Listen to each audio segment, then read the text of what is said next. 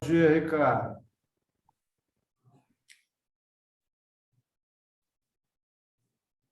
Bom dia a todos. Obrigado pelo convite, Rosário. Obrigado, Zelina, por essa chance de participação, de apresentar a vocês aí um trabalho interessante, no momento em que todos estão muito preocupados com a qualidade de vida e com o envelhecimento, e citando algo que a Organização Mundial de Saúde prevê que no ano 2050 nós já somos hoje 600 milhões de pessoas acima de 60 anos, e em 2050 nós seremos 2 bilhões de pessoas.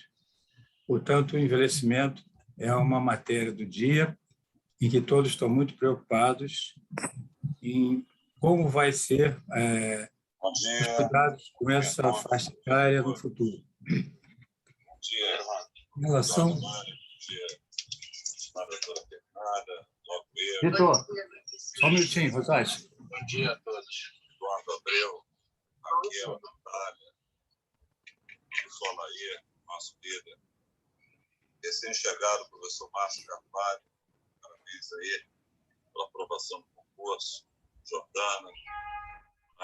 Então, é muito bom a gente... Então, em relação a esse envelhecimento, uma das coisas importantes é a questão das atividades de vida diária, da independência, da possibilidade desses adultos idosos realizarem as suas atividades de uma maneira ativa, sem a necessidade de ajuda dos outros. E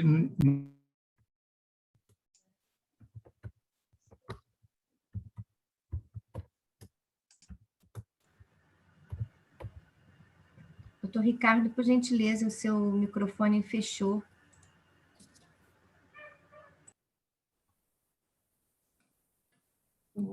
Pronto, ok? Seu microfone tinha fechado, Ricardo. É melhor você... reabrir. Muito bem. Então, nós estamos falando do envelhecimento e estamos falando da perda progressiva da massa muscular e da função e da força que ocorre com o envelhecimento. Essa condição a gente chama de sarcopenia. Isso é um estudo muito atual, muito interessante, que todos estão muito preocupados. E essa origem da sarcopenia ela é multifatorial. Ela depende muito do estilo de vida, dos fatores produzidos pela doença, de alterações nutricionais. E nós vemos aqui no quadro ao lado que ela pode se acentuar com as doenças, com a inatividade física, com a má nutrição. São vários fatores biológicos que levam a essa redução da massa muscular e da força. A inflamação, as disfunções mitocondriais, as perdas de junções neuromusculares, a redução das células satélites e alterações hormonais.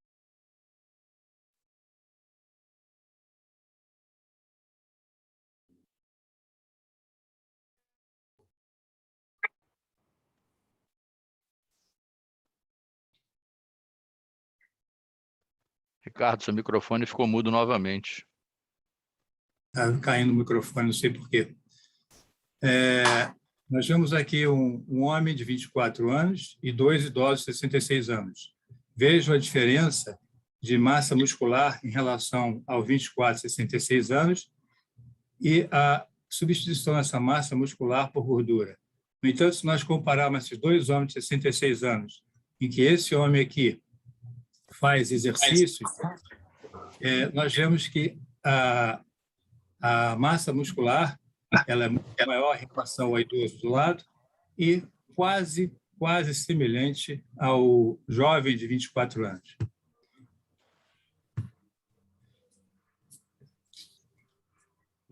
Aqui tem uma representação esquemática, que vocês estão vendo ali, a perda da massa muscular, ela acontece aos 30 anos, 30 a 40 anos. Dependendo da atividade física do indivíduo, do seu estilo de vida, ela pode ser uma perda até de 8% por década. Em geral, é 3% a 5%, chegando até 8%. E se esse indivíduo chegar aos 70 anos, ela vai começar a se acelerar a 15% por década. De maneira que quem chegar a 70 a 80 anos tem 30% a 40% da força máxima do jovem. Quando nós estamos falando de músculo, nós estamos falando também de uma unidade chamada moto muscular, motoneurônio, porque o músculo depende do funcionamento adequado das vias nervosas. Então, naquelas doenças que há comprometimento nervoso, a disfunção muscular é muito mais rápida e muito mais difícil de ser revertida. Nesse quadro aqui do meio da tela, nós vemos as diminuições das fibras do tipo 2, que ocorre exatamente com o envelhecimento. Esse declínio da massa muscular, ela não é linear, ela pode se acelerar se houver desuso do músculo, que seja por hospitalização, convalescência, muito tempo restrito ao leito, e esse processo faz sinergisticamente com o processo de envelhecimento. Então, ao invés de nós termos uma curva descendente desse jeito, nós podemos ter uma curva que se acentua conforme os eventos de trauma, infecção, injúria, inatividade, repouso no leito excessivo, hospitalizações, ela pode se acentuar e ela não retorna ao valor anterior. Para isso, foi descrito por várias sociedades como medir a sarcopenia. Esse é um problema no mundo ainda, porque em relação às diferenças das sociedades e das diferenças étnicas, nós temos dificuldade de ter um padrão único de força, massa muscular. Então, várias sociedades, como a europeia, como a sociedade asiática e a sociedade americana, criaram padrões para força muscular, para massa muscular e para performance muscular. Esse último item é um dos itens mais importantes atualmente considerados como diagnóstico de sarcopenia.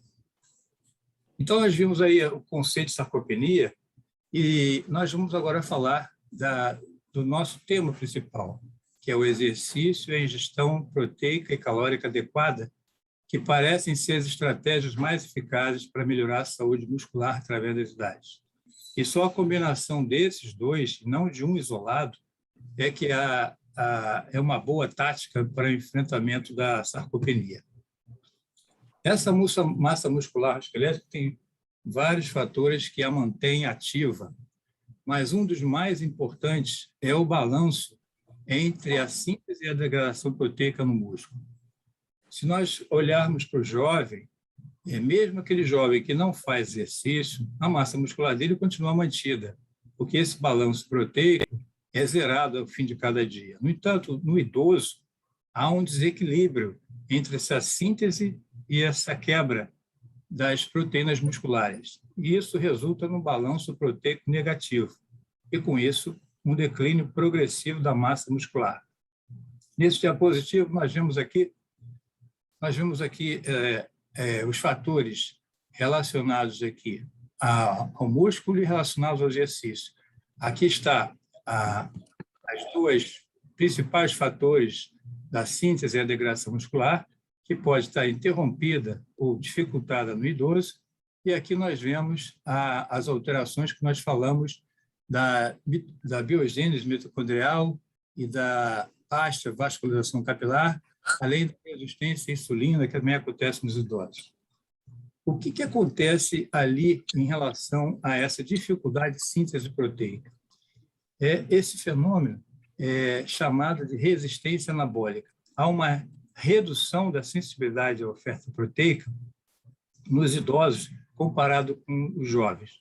Então, vocês vejam aqui que quando nós ofertamos algum estímulo anabólico, no idoso, ele sempre fica menor do que no jovem. Essa diferença aqui é que chama-se de resistência anabólica. Portanto, para o idoso, nós precisaríamos de uma oferta proteica maior do que no jovem para estimular a síntese proteica muscular. Essa resistência tem vários fatores relacionados à própria fisiologia do idoso, desde a dificuldade de digestão e absorção do envelhecimento, até como a retenção dos aminoácidos na região esplênica, assim como a diminuição também das ofertas desses aminoácidos e a biodisponibilidade deles no músculo, além de outros fatores. Nós vemos aqui também, esse diapositivo mostra claramente que no jovem e no idoso ofertamos quantidades diferentes de proteínas e a curva do idoso é muito mais inferior do que a curva do jovem. Então, para 10 gramas de proteína, por exemplo, nós temos ali, MPS seria a síntese proteica muscular, teríamos uma síntese mais ou menos igual entre o idoso e o jovem. No entanto, à medida que a gente usa 20 gramas, a diferença se acentua bastante entre o idoso e o jovem. Isso mostra claramente que há uma necessidade de maior quantidade de proteína para a síntese muscular proteica do idoso em relação ao jovem.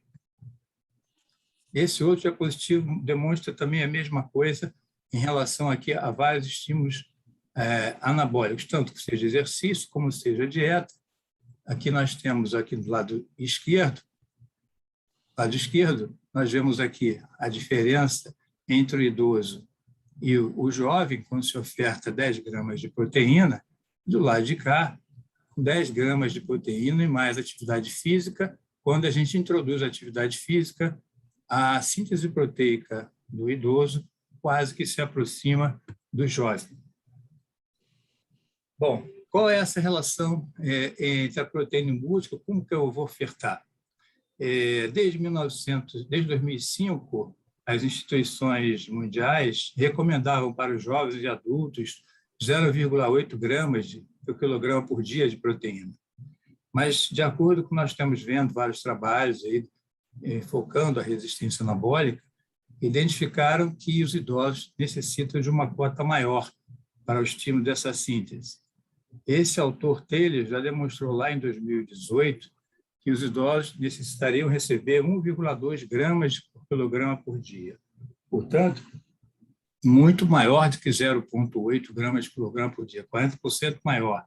E vários outros autores, Bauer, um estudo gigantesco chamado Protege, o estudo da ESPEN, também um estudo enorme com idosos, e muitos outros mostraram que há uma necessidade de oferta proteica muito maior que o idoso. Aqui vocês vejam essa relação com esse autor Moore, que mostrou que para essa síntese proteica miofibrilar, em relação ao jovem e ao idoso, as quantidades referentes à fração de produção de miofibrilas em relação à massa magra é muito maior no idoso, de 0,61, do que no jovem, 0,25. Todas essas evidências mostram que a gente precisa de mais proteína para o idoso acima de 65 anos. E essa relação é tão importante que, em relação à fragilidade, que é o estado pior da sarcopenia, aquela completa dificuldade de locomoção, completa fragilidade em realizar qualquer atividade pessoais, se nós formos aumentar as cotas proteicas, como vocês estão vendo aqui, de 70,8 a 78,5, a quantidade, a odds ratio de frequência de fragilidade cai acentuadamente. Ou seja, não só nós temos que dar mais proteína, mas dando mais proteína, nós evitamos a fragilidade, que é o quadro mais grave do envelhecimento. Novamente, nós vimos nesse outro autor aqui, Land, que estuda muito o envelhecimento, em relação à circunferência do braço, à circunferência da panturrilha, ao hand grip, que é a força de preensão manual, e o teste de levantar e sentar da cadeira 5 vezes, nós vemos que quanto maior a ingesta proteica, aqui embaixo vocês estão vendo 17,7, 27, 39, quanto maior a ingesta proteica, maior a circunferência do braço, maior a circunferência da panturrilha, maior força no hand grip e menor tempo em sentar e levantar 5 vezes. Então, qual é a recomendação atual que nós temos para os idosos? A ESPEN, que comanda a recomendação europeia, já que na Europa a taxa de idosos é muito grande, ela recomenda de 1,0 a 1,2 para aqueles idosos saudáveis. E para aqueles que têm uma doença aguda ou crônica, de 1,2 a 1,5, E aqueles graves ou desnutridos, internados com doenças graves, 2,0 gramas por quilo de peso. Só para lembrar, nós estamos falando de proteína, mas nós estamos falando também de uma dieta. O idoso não deve receber uma carga, as dietas hipocalóricas que normalmente são prescritas por familiares ou em clínicas geriátricas, mas sim essas quantidades de 30 a 35 quilocalorias por quilo por dia. E nessas proporções de 15 a 20% de proteína, de 45 a 50% de hidrato de carbono e 40% de lipídios. É claro que é difícil chegar a essas cotas com o idoso, porque o idoso, normalmente ele tem uma saciedade maior, ele tem uma anorexia do idoso, ele tem uma diminuição das atividades físicas, e tudo isso leva a uma diminuição do gasto metabólico e uma dificuldade de conseguir chegar a esses níveis proteicos e calóricos. Portanto, a gente só vai conseguir isso se a gente fizer suplementações à sua dieta. E o que a gente deve ofertar nessa dieta? Principalmente aminoácidos essenciais, que eles estão ali nas carnes magras e são os itens mais importantes para a síntese proteica muscular. E desses, a leucina, que está presente aí na soja, no amendoim, no feijão de corda, lentilha, ela é o principal regulador do anabolismo proteico muscular. Ela mexe com essa via de estimulação da síntese proteica chamada mTOR. Inibe o proteossoma que é essa máquina de destruição proteica que a gente tem no nosso organismo. Essa massa muscular idosa, ela tem essa resposta anabólica reduzida, quando a gente abaixa as concentrações de aminoácidos essenciais. Então, as suas dietas têm que conter, no mínimo, 10 a 15 gramas de aminoácidos essenciais e com 3 gramas de leucina, no mínimo, por refeição. Nós vimos aqui esse estudo do Christos, que mostra claramente que quando nós aumentamos o percentual de leucina, nós temos uma estimulação da síntese proteica enorme no idoso, quando comparado com uma dose menor de 26%. E qual o tipo de proteína que nós temos que ofertar? Existe uma discussão enorme na literatura entre as proteínas de rápida digestão e de lenta digestão.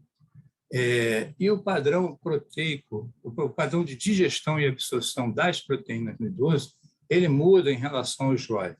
Nos jovens, a caseína, que tem uma digestão lenta, ela produz maior retenção proteica muscular do que o soro do leite, o whey protein, chamado whey protein, que vocês conhecem muito bem. Nos idosos, esse padrão se inverte, ou seja, aí ocorre com a whey protein uma maior síntese proteica com o soro do leite do que com a caseína. E em relação às proteínas vegetais, elas têm um baixo conteúdo de leucina. Portanto, os vegetarianos, para conseguir chegar às cotas proteicas e à quantidade de aminoácidos essenciais, terá que ser uma dieta muito bem elaborada ou acrescida de alguns alimentos animais. E como ofertar essa dieta? Normalmente, nós sabemos que nós comemos diferentes quantidades de proteínas nas refeições.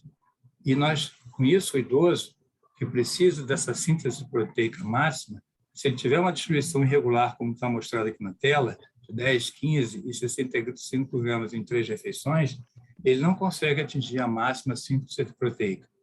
No entanto, se ele dividir essa quantidade de proteína de uma maneira mais igualitária entre as 3 refeições, ele consegue chegar à sua síntese mais proteica, utilizando aqui uma cota de 1,0 a 1,2 gramas por quilo num doente de 70 quilos, idealmente.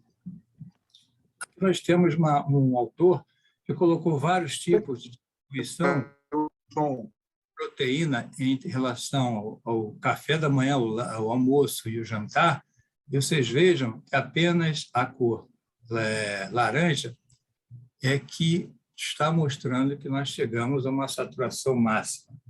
Algumas vezes ao verde, a coluna verde que faz 0,16 grama por quilograma por dia por refeição, aí não é por dia, mas por refeição, consegue ultrapassar esse em duas refeições. No entanto, o ideal seria que nós conseguíssemos que essa síntese proteica ficasse mais regular durante todo o dia, usando uma cota proteica alta, que esses autores chegaram à conclusão que deve ser em torno de 0,4 gramas por quilograma por refeição. Qual é a vantagem, então, dos exercícios? O exercício é muito diferente de uma atividade física, né? Exercício é uma atividade física, sim, mas planejada, estruturada e repetitiva, para a melhora da condição física, o fitness. E, no momento, ela é a melhor intervenção para esse envelhecimento saudável. Então, como nós mostramos lá naquela figura, melhora a sensibilidade à insulina, reduz a disfunção mitocondrial, desacelera a apoptose nuclear, reduz a inflamação e ativa as células satélites, que são muito importantes na remodelação do músculo, ou seja, aumenta o número de mionúcleos e o número de fibras seccionais. Essa figura mostra muito bem o que nós falamos anteriormente. Do lado esquerdo, a possibilidade da intervenção pelo exercício e do lado direito, a intervenção pela ingesta proteica. Existem vários exercícios de baixa intensidade de resistência e de alta resistência. Os de baixa intensidade de resistências, eles não afetam as fibras seccionais musculares. Já o de alta resistência, eles provocam aumento do número e tamanho das fibras 2A e 2X, as fibras de rápida resposta, ou, portanto, aquelas que nos levam a nossa locomoção e a nossa agilidade, e aquelas que eu mostrei lá na imagem inicial, que são diminuídas pelo envelhecimento. Aqui nós temos a demonstração do senhor de 92 anos, realizando os dois tipos de exercício, tanto o aeróbico quanto o de elástico, o de resistência, e que manteve até os seus 92 anos a sua atividade física, a sua independência. Esse senhor é meu pai, que fazia as atividades aeróbicas comigo na academia. E quais são, continuando falando sobre os exercícios, nós falamos da ação molecular desses exercícios. Esses exercícios levam à ativação de proteínas específicas. Quais são a PGC1-alfa e a MFABP? Que a primeira muda os fatores de transcrição e regula a biogênese mitocondrial. E a segunda, a utilização dos ácidos graxos com a produção de energia mitocondrial. Aí uma colocação clássica de qual é o tipo de exercício resistido, aeróbico e de equilíbrio propostos para os idosos e que as academias de exercício realizam muito bem. Bom, agora vamos ver a combinação dos dois fatores, tanto a oferta proteica maior quanto o início de exercícios de resistência ou os exercícios multicomponentes que associam o exercício aeróbico e o exercício de equilíbrio. E a combinação deles dois é que realmente parece aumentar a ingesta muscular, e isso é muito recente, o Jornal de Caquexia Sarcopenia, de 2020, e a outra revista é Aging, que publica os trabalhos do Grupo Europeu Geriátrico de Sarcopenia, e também a revista Aging Clinical Experimental Research, que também publica muitos trabalhos sobre sarcopenia. Aqui nós vemos já um trabalho de 2014 da combinação de exercício e de ingesta proteica, com aquelas altas doses de proteína, e que houve uma melhora de todas essas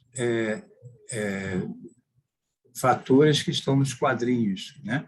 Reduziu o catabolismo, melhorou a sarcopenia, melhorou a perfusão do músculo, melhorou a disponibilidade dos aminoácidos pós-prandiais e melhorou a resistência anabólica. Essa outra revista que eu já citei, e esse grupo EWGSOP, que estuda a sarcopenia, também, através das suas recomendações do ProteAge, 2013, também recomendava a associação de resistência, exercício de resistência à ingesta de proteína de 1,2, e no caso aqui, ele já fazia a recomendação de 2,5 gramas de leucina e o seu metabolito, o hidroximetilbutírico. Esse trabalho mostra o efeito sinergístico do exercício de resistência e da suplementação proteica em pacientes sarcopênicos ou dinapênicos, ou seja, com diminuição de força muscular, né? Ele fez 4 grupos, só exercício, só nutrição, exercício e o grupo controle. Suplementou uma vez apenas por dia, após o café da manhã, com 10 gramas de whey proteína e 800 unidades de vitamina D. O que ele encontrou? É um trabalho bem recente, da Geriatric Gerontology, de 2019, mostrou que o grupo combinado teve aumento significativo da imagem por ultrassonografia da espessura do reto femoral e da força de extensão isométrica do joelho, que é uma medida da força muscular. Além da proteína, existem algumas outras abordagens nutricionais que estão sendo pesquisadas, e uma delas é o ácido graxo ômega 3. Nós sabemos que o EPA e o DHA têm propriedades anti-inflamatórias e são componentes dos fosfolipídios de todas as membranas celulares. Portanto, poderia a sua ingesta ofertar bastante benefícios aos músculos, né?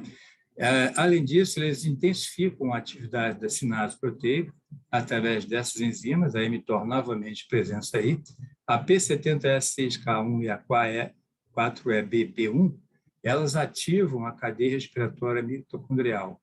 Elas ficam como que mais adormecidas com baixa ingesta proteica.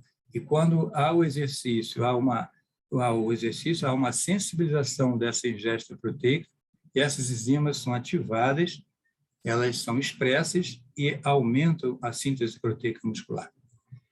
Nesse diapositivo, mostramos que os resultados são conflitantes em relação ao uso do ômega 3, porque são difíceis de serem comparados. Há doses diferentes entre o EPA e o DHA, e há também medidas diferentes em relação ao tempo que foi conduzido esses estudos. Nós acreditamos que a utilização do ácido ômega 3 pode ser muito boa em relação aos idosos, já que o caráter inflamatório está sempre presente no envelhecimento. Esse estudo aqui confirma isso.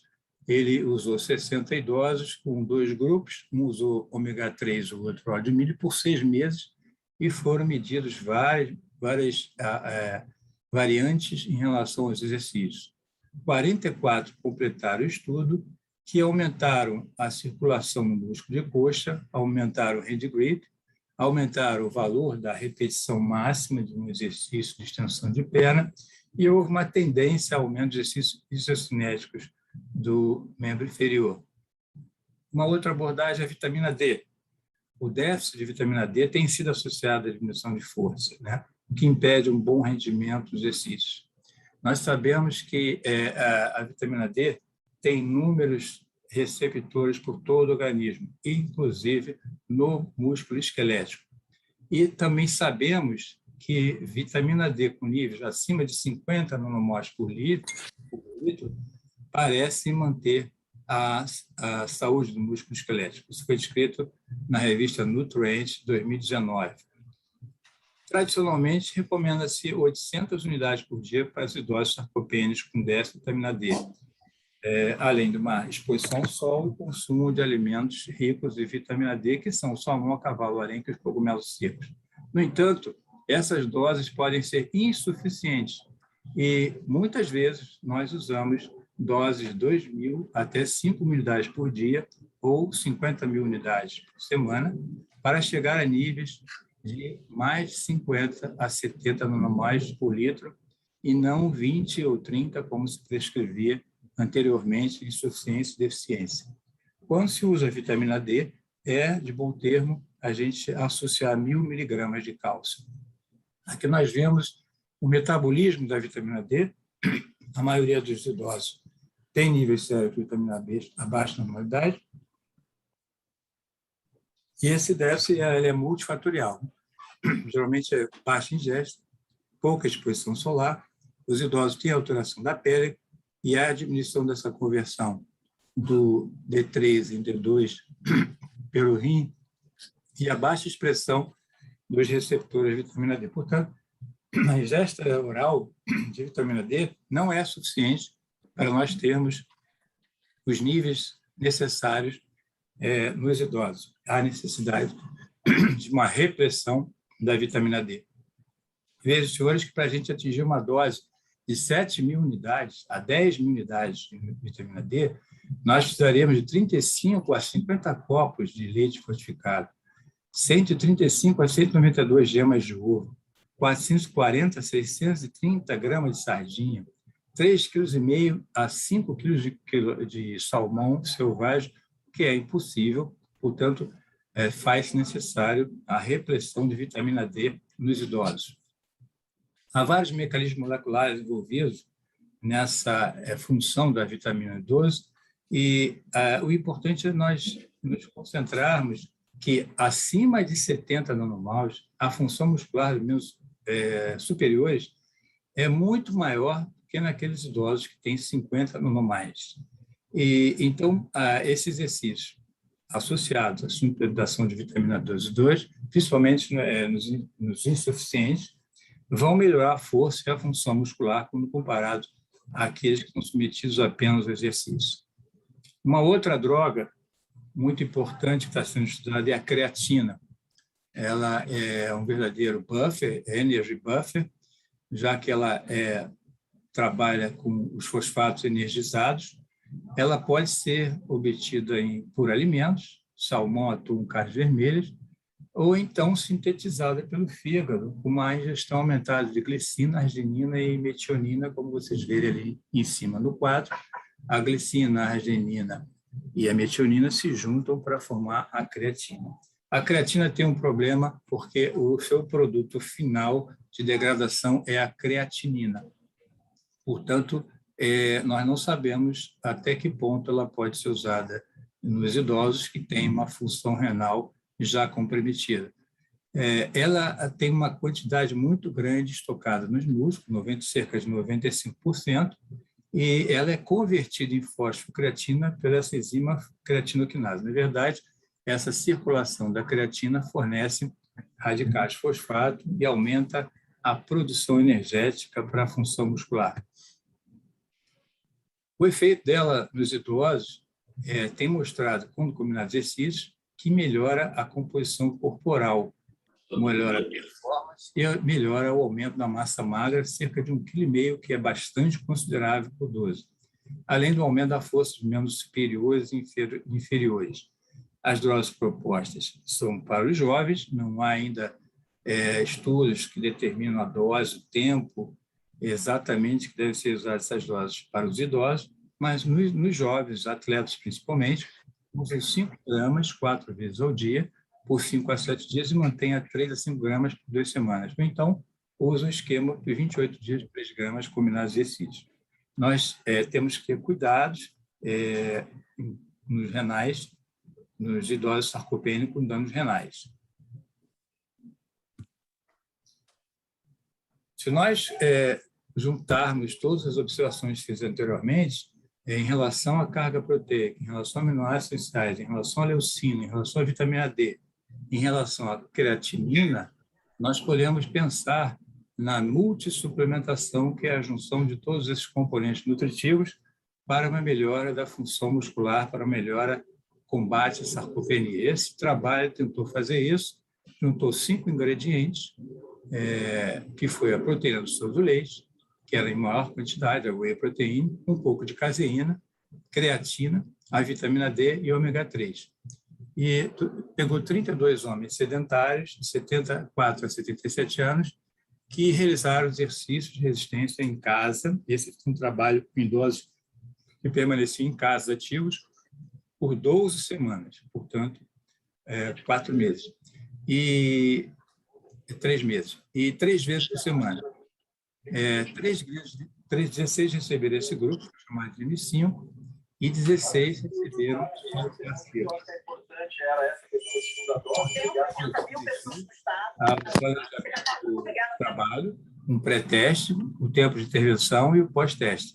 Ele avaliou a saúde dos pacientes, a antropometria, o DEXA, a força muscular, a função muscular, a avaliação sanguínea e também fez a biópsia, a quantidade de fibras de 2A e 2X, se elas haviam alguma interferência com esse multicomponente associado ao exercício. Eles recebiam um vídeo para fazer exercícios em casa e eram visitados regularmente pelos enfermeiros e assistentes sociais que conferiam em tabelas, em relatos, não só a sua dieta, como também a ingestão desse suplemento. E o que eles acharam? Acharam uma mudança da relação da massa magra, uma relação e da massa magra em relação à gordura corporal e da massa corporal também em relação à massa corporal.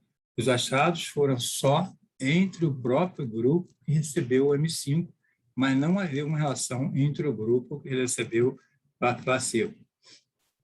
Em relação às fibras de tipo A e tipo 2X, houve também um aumento considerável das fibras nos grupos que receberam o M5, também só em relação do próprio grupo e não intergrupo.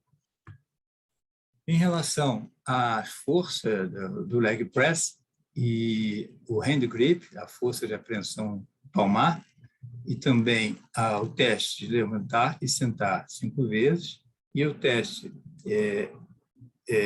de andar 4 metros, nós tivemos apenas variações entre o próprio grupo, sendo que no teste de andar 4 metros,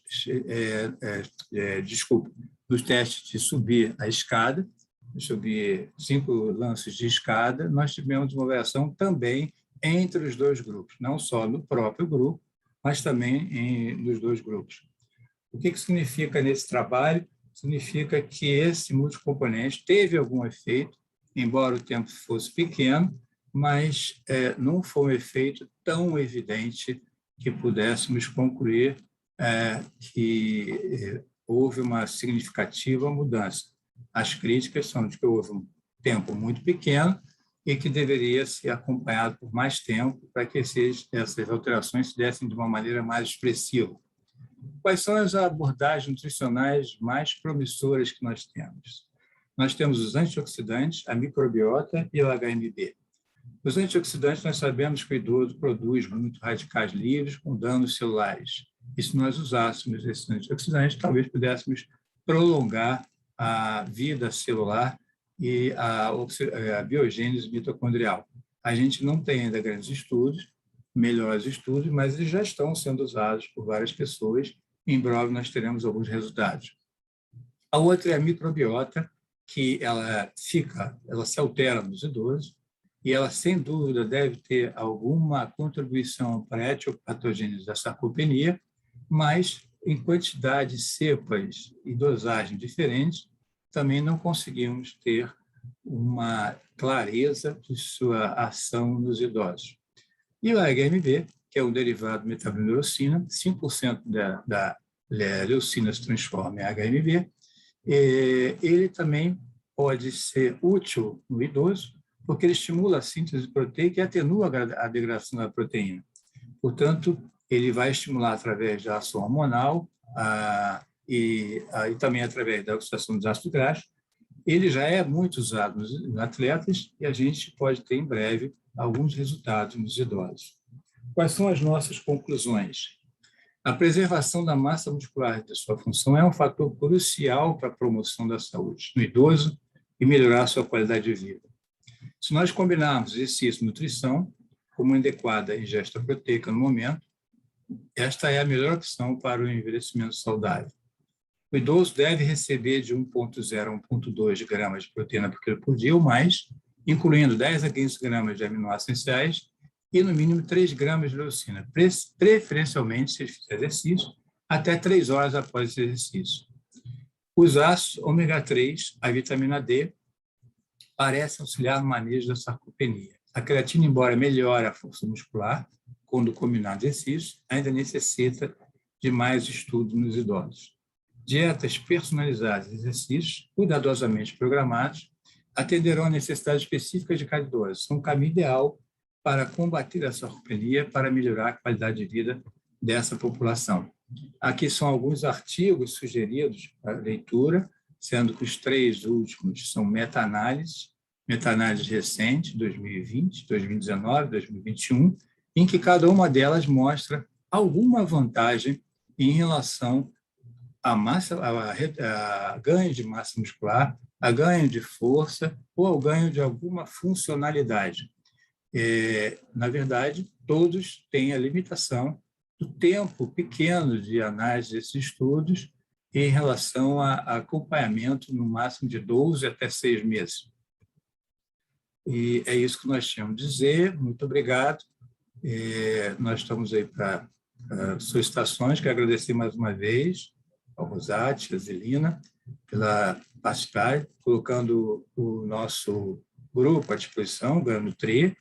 Nós temos uma empresa de terapia nutricional e de nutrição humana, abordar todos os problemas relativos não só à saúde, mas também à doença, de orientações dietéticas. Só para concluir, eu queria deixar claro que nós temos, através dos estudos, sarcopenia, nós conseguimos elaborar um suplemento com whey protein, com 20 gramas de whey protein, com 3 gramas de leucina, com todos os micronutrientes, e vitamina D, com 2.000 unidades de vitamina D, que nós estamos ofertando já para os nossos pacientes com resultados pouco satisfatórios, muito satisfatórios, mas com pouco número ainda de pessoas. Muito obrigado.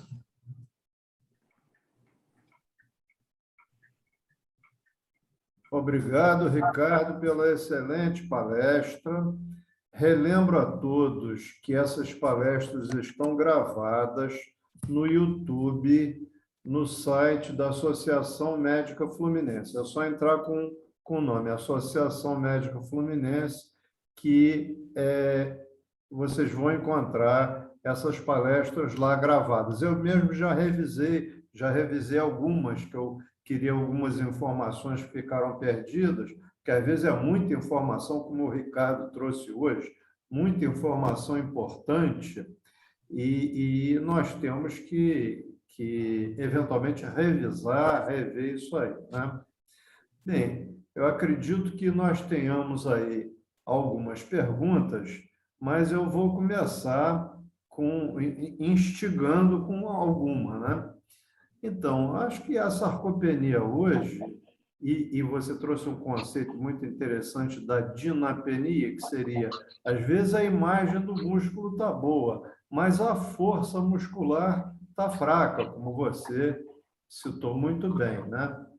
Então, isso aí está mudando vários conceitos mundiais, até mesmo em relação ao planejamento de imóveis, planejamento de estruturas, aeroportos. Isso vai mudando muita coisa. Com isso que você falou também do envelhecimento populacional. O objetivo aqui é trazer esses grandes temas para debate, né?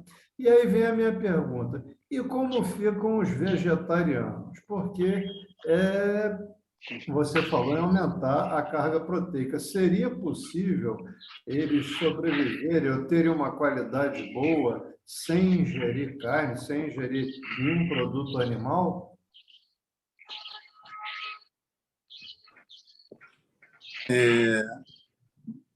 A proteína vegetal, ela não tem a mesma quantidade de aminoácidos essenciais. Ela não tem grande quantidade de aminoácidos essenciais. Portanto, ela já leva uma desvantagem em relação à proteína animal. Portanto, a gente está caminhando, né? A sociedade está caminhando para uma redução da ingesta da proteína animal. Até por questões ambientais, nós vamos ter no futuro que diminuir a quantidade de proteína animal.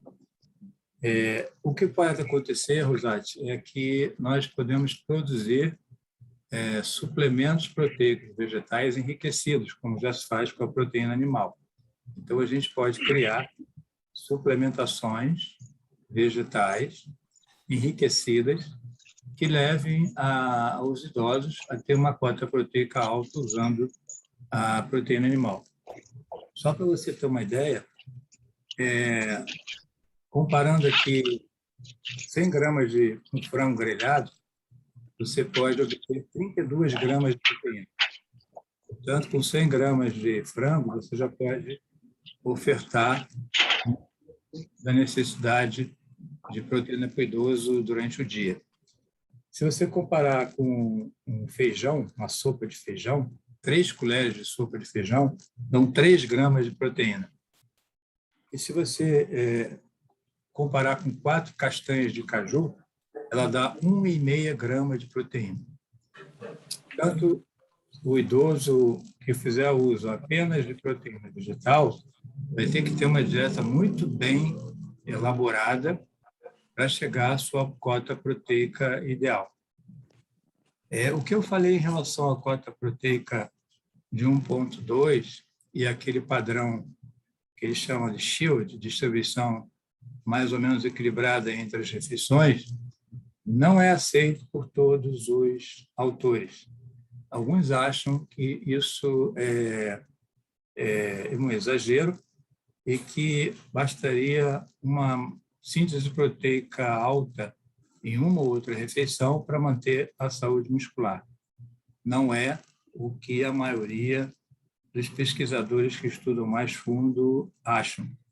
Acham que a cota proteica tem que ser distribuída mais equitativamente entre as refeições. O que pode acontecer, e já tem estudos, é que, se mesmo que você não alcance a cota proteica em todas as refeições, mas que você alcance a cota de leucina em todas as refeições. Porque um autor chamado De Vries estudou 2 grupos de pacientes. Num trabalho, ele fez o seguinte: ele usou 2 tipos diferentes de proteína, 15 e 40 gramas, com doses iguais de leucina, 3 gramas. E observou que o grupo que usou 40 gramas e 3 gramas de leucina teve uma melhor síntese proteica confirmada com biópsia muscular. E o outro grupo, o outro trabalho, ele usou cotas iguais de proteína, mas cotas baixas, 15 gramas em cada refeição, mas cotas diferentes de leucina. Uma ele usou 1,5 grama, no outro ele usou 4,5 gramas. E verificou que o que tinha maior síntese proteica muscular era o grupo que usava 4,5 gramas de leucina, embora com 15 gramas de proteína por refeição. Então, talvez o mais importante, isso ainda tem que ser confirmado com mais estudos, seja exatamente a qualidade da proteína ingerida, e não tanto a quantidade de proteína ingerida. Mas isso ainda a gente não pode ainda afirmar. Por enquanto, que a informação que nós temos é que a cota proteica tem que ser alta, tem que ser no mínimo 1,0 para aqueles idosos saudáveis, o que só vai ser conseguido em muitos idosos com suplementação, porque eles não têm um apetite muito grande, diferente do meu pai, que tinha um apetite enorme ali, que vocês viram que era um homem com 1,78 m, que tinha 83 quilos, com uma massa muscular muito preservada para a idade dele, mas ele ingeria muita proteína,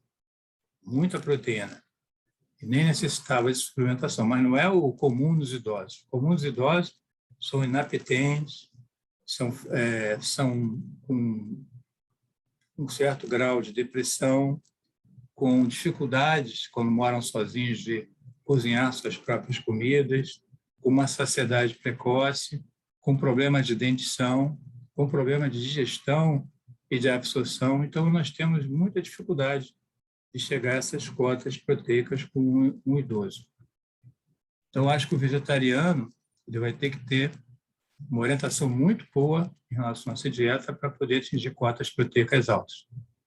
Perfeito, Ricardo. Obrigado pela resposta. Temos 3 perguntas aqui no chat, da Maria Lúcia, depois o Aloysio Fonseca e o Luiz Bragança. Então, vou começar com a pergunta que a Maria Lúcia lançou aqui no chat. E a proteína do cogumelo, ela teria uma chance boa aí também de suplementar esse tipo de dieta? Sim, perfeitamente. Seria sim. Só não sei te dizer exatamente qual é a cota de proteína por 100 gramas de cogumelo.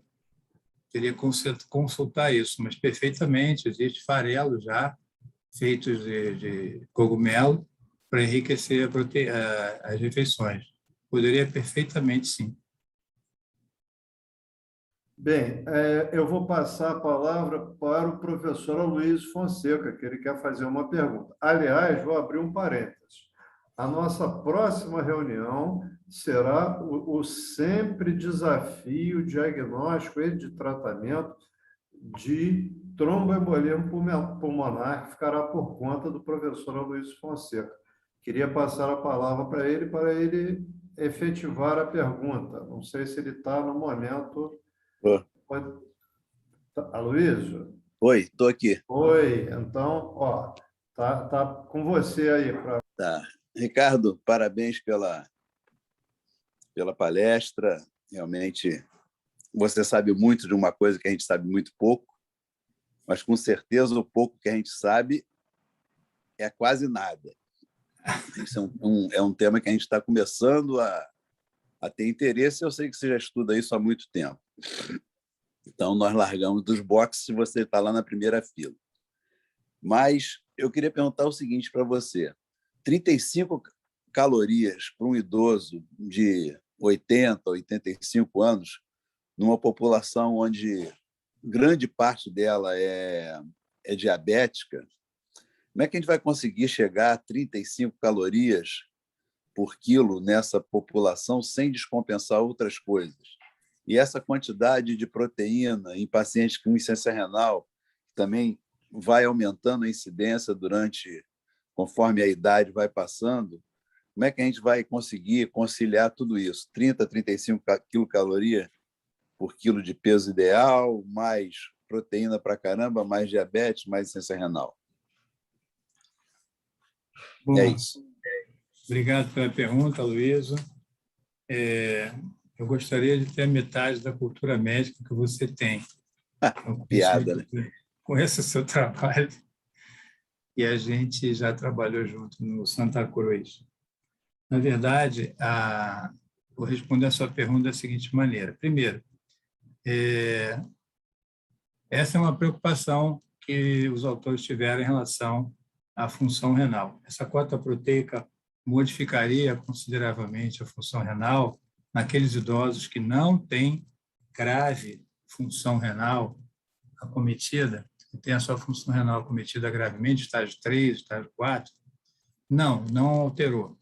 Não alterou significativamente a função, a filtração renal. Aqueles idosos que já têm uma insuficiência renal comprometida, a dose, evidentemente, tem que ser diminuída. E aí vai ser ajustada de acordo com a evolução de cada paciente. Não há necessidade de chegar àquela restrição da Giordano Giovanetti dos anos 70, que a gente usava 0,4 gramas de proteína por quilo e os dentes renais desnutriam e continuam desnutrindo, porque mesmo a diálise ou a diálise peritoneal retira quantidades consideráveis de proteína, de 10 a 20 gramas por semana. Eles vão perdendo isso cumulativamente, porque não conseguem recompor, e vão se desnutrindo progressivamente. Mas, então, para o doente renal crônico, tem que se reduzir. Em relação aos doentes com mais morbidade, sejam diabéticos, sejam hipertensos, renais, hepatopatas, essa é uma proposta para o idoso saudável. Ela é ajustável de acordo com a doença do paciente, a atividade física dele, o IMC dele, a atividade diária dele. Enfim, tem que ser ajustada considerando a individualidade do paciente. Se ele for diabético, você vai ter que ajustá-la para o quanto ele está usando de hipoglicemiante, qual é a atividade física dele como diabético, se ele é sedentário, se ele não é sedentário, se ele realiza alguma atividade física. Então, isso é uma norma geral, mas ela vai ser ajustada para baixo ou até para cima, dependendo do paciente, da recuperação dele. Por exemplo, se é um doente que está séptico e que saiu de um quadro grave, muito desnutrido, você pode chegar a quantidades maiores de calóricas quando ele estiver na fase já de anabolismo. Mas se ele é um diabético com difícil compensação, você vai ter que ajustar isso, pelo menos reduzir a carga calórica e reduzir o percentual de carboidrato dele. Então, passar de 45% a 50% no máximo, ou 40%, dependendo de como ele está se comportando clinicamente. Então, essa variação vai depender do clínico, o que ele tem na mão em relação ao paciente e qual é a realidade desse paciente em relação à doença dele e em relação a tudo que o cerca, né? Atividade física, como é a sua vida, quais são os seus comportamentos dietéticos e etc. Respondi? Ok, Ricardo, obrigado. E a do Dr. Luiz Bragança era no mesmo caminho, né? Ele estava perguntando exatamente como fazer com o paciente diabético que tem uma filtração glomerular abaixo de 40. Vai ficar uma coisa realmente complicada, mas eu acredito que já tenha sido bem respondida na questão do Aloysio. Rosati. Oi. Oi. Sobre isso que o Ricardo falou, infelizmente tiraram uma parte do Cécio, antigamente, que falava sobre medicina como uma ciência e depois era justamente medicina como arte. Eu acho que terapêutica tem muito de arte, tem muito de individualização para cada paciente, né? Não adianta você comprar um sapato 40 e achar que vai servir para toda a população, né? Acho que a gente vai ter que individualizar muito isso daí, né? O meu medo com a oferta excessiva de proteína, excessiva não, aumentada de proteína a longo prazo, é a queda da função renal de longo prazo, né? Eu cheguei a trabalhar uma época com o professor Francischetti, que a gente fazia o clearance de inulina nos pacientes e depois fazia uma dieta com sobrecarga de proteína. E o clearance de inulina aumenta em até 30%, 40% nesses pacientes, aquela teoria do néfron intacto. E a gente sabe que o aumento do ritmo de filtração glomerular acaba prejudicando a função renal de longo prazo. Esse que é um dos meus medos disso daí. Vou para uma reunião, ter um café. O Moisés está querendo aqui fazer algum comentário ou pergunta.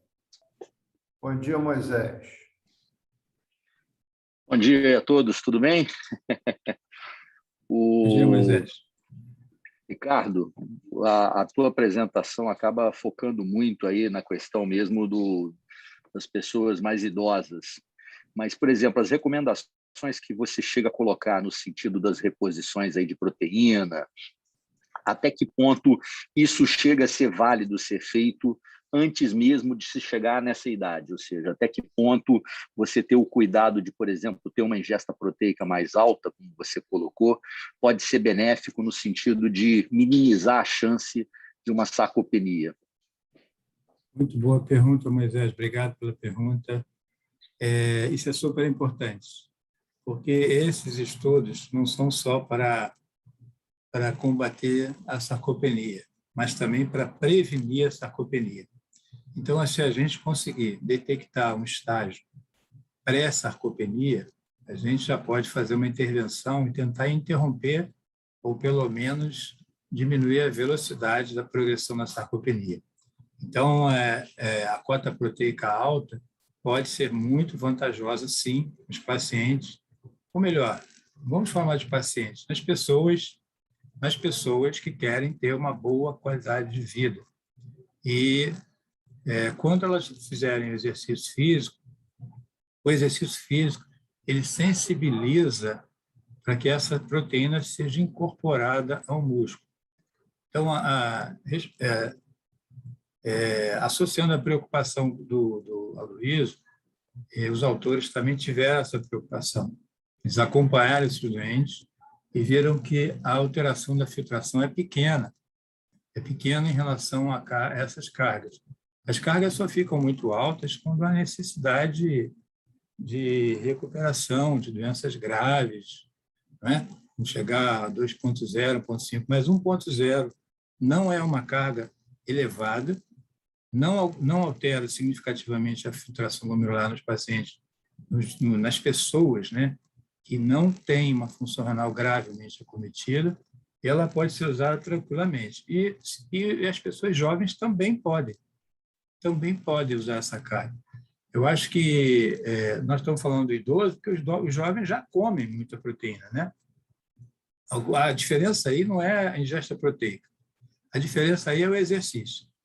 Então, o que está acontecendo é que 50% da população brasileira não faz nenhuma atividade física diária, nenhuma. E é um percentual absolutamente alto, quando a gente compara com os países europeus. A outra coisa é que a incidência de obesidade no Brasil, nós passamos de um país desnutrido para um país desnutrido obeso. Agora nós estamos com um índice de obesidade muito alto no Brasil. Então, o que a gente tem que, nos jovens e no adulto jovem, o que tem que enfatizar, primeiro, é melhorar a qualidade da dieta. Que a dieta também, que o brasileiro médio faz, não é muito boa. É rica em gorduras saturadas, pobre em verduras e legumes, pobre em alimentos de ômega 3, comem muito pouco peixe, muito poucos frutos do mar e não realizam o exercício, que é fundamental para sensibilizar a incorporação da proteína. Então, só a proteína não adianta. Só o exercício adianta, mas pouco. Os dois combinados é que seriam a fórmula ideal para você manter uma boa saúde muscular. Obrigado, Ricardo.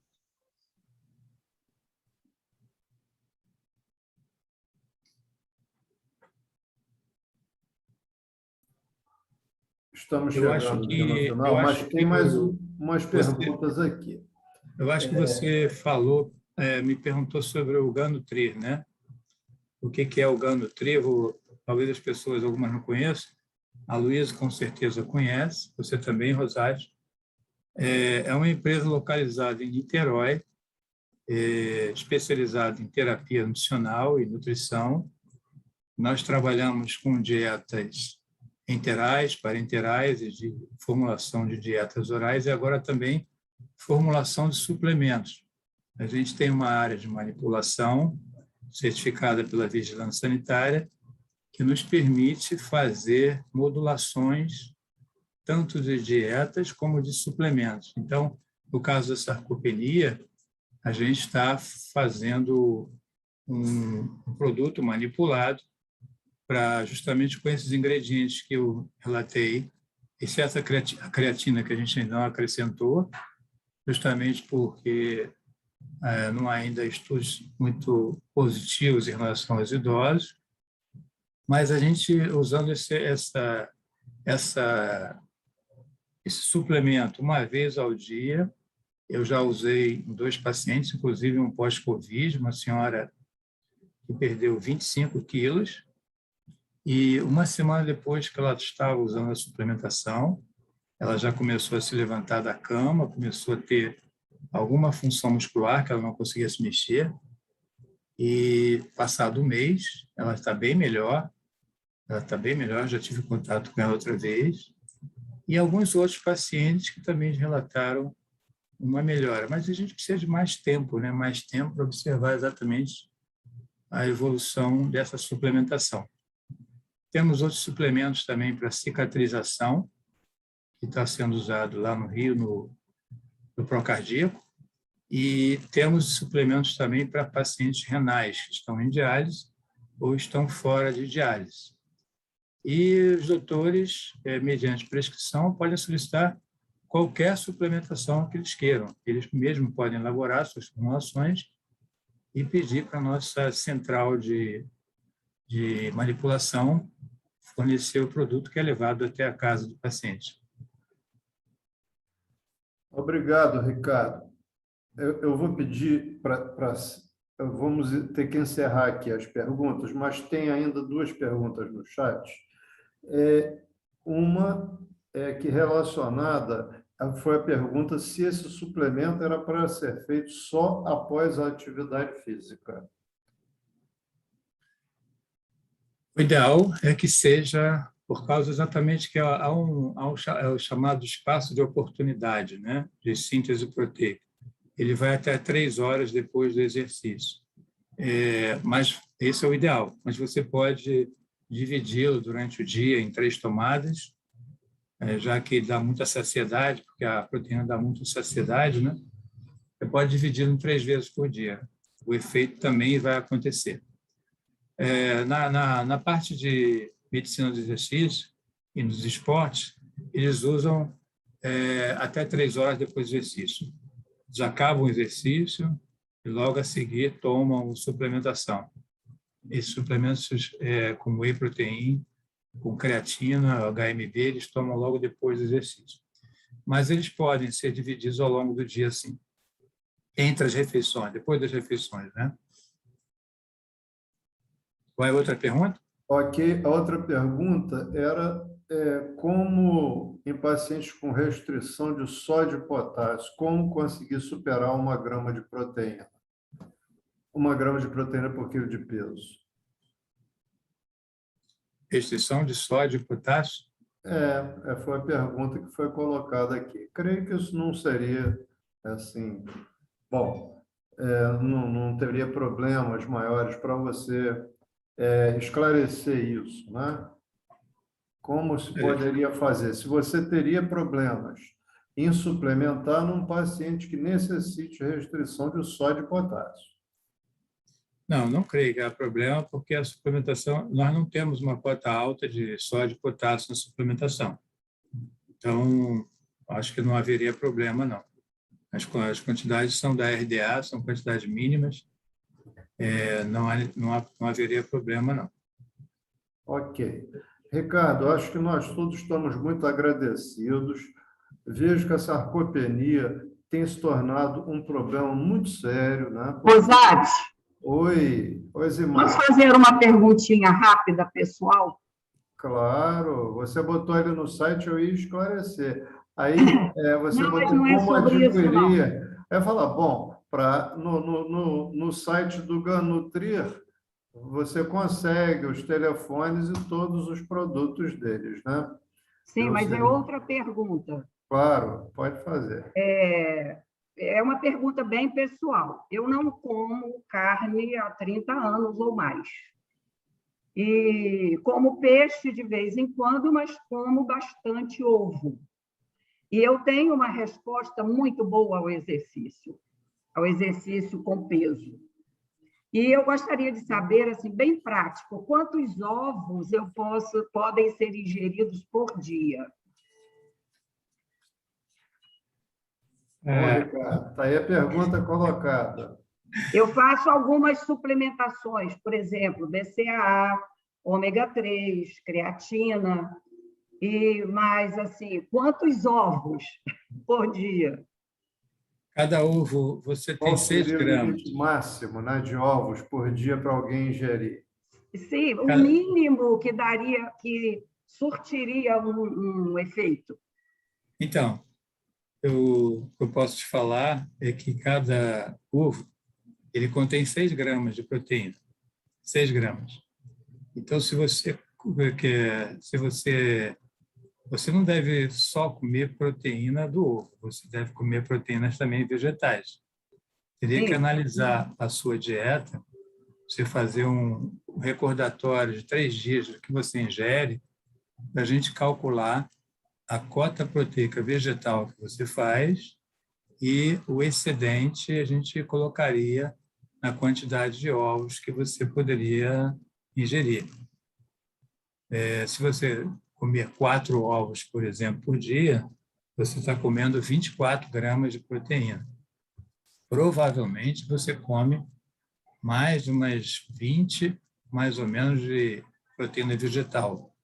Eu não sei exatamente qual é a sua dieta.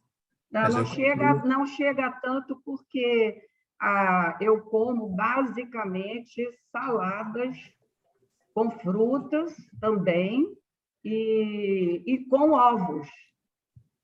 Você pode mandar para a gente o seu recordatório de 3 dias da dieta que você faz uso, que a gente calcula para você qual é a quantidade de proteína que você está ingerindo por dia.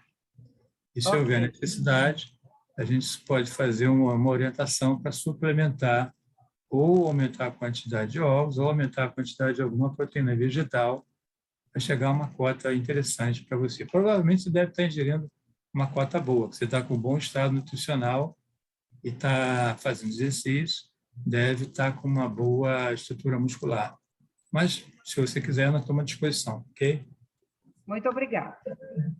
Bem, são 8h40, nós vamos ter que ir encerrando. Então, o objetivo dessa palestra, do convite ao Ricardo, foi debater esse tema fundamental hoje, que é a sarcopenia, e sabemos que isso não está ligado só ao músculo, isso tem uma interconexão com todos os outros sistemas e simplesmente significa melhor qualidade de vida. E um conceito que existe hoje de reduzir o período sintomático. O que seria isso?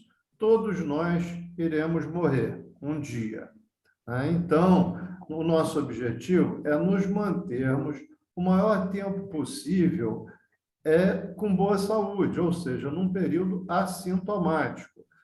Antes do falecimento, poderá vir um período sintomático, né? Então, um conceito hoje que existe, daí o combate à sarcopenia, ser fundamental, é nós nos mantermos com uma extensão maior possível do período sintomático. Eu agradeço muito, professor Ricardo, agradeço muito a presença de todos. Nós tivemos uma presença expressiva hoje aqui na nossa palestra, mais de 50 participantes, certamente ligado à importância que esse tema tem hoje na manutenção da saúde.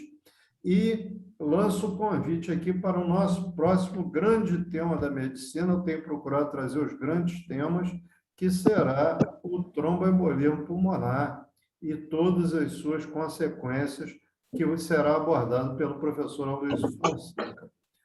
Obrigado a todos. Então, repetindo, esta palestra está gravada no YouTube. É só entrarem lá, tem que dar aí umas 48, 72 horas, e isso ficará lá gravado no site da Associação Médica Fluminense. Obrigado a todos e até a próxima. Eu vou divulgar isso tudo. Obrigado. Obrigado a todos aí pela presença, pela audiência, e até a próxima. Parabéns, Ricardo. Obrigada por essa brilhante palestra. Obrigado, Zelena. Você é muito gentil. Obrigado. Obrigado a todos. Bom dia. Obrigado. Até logo.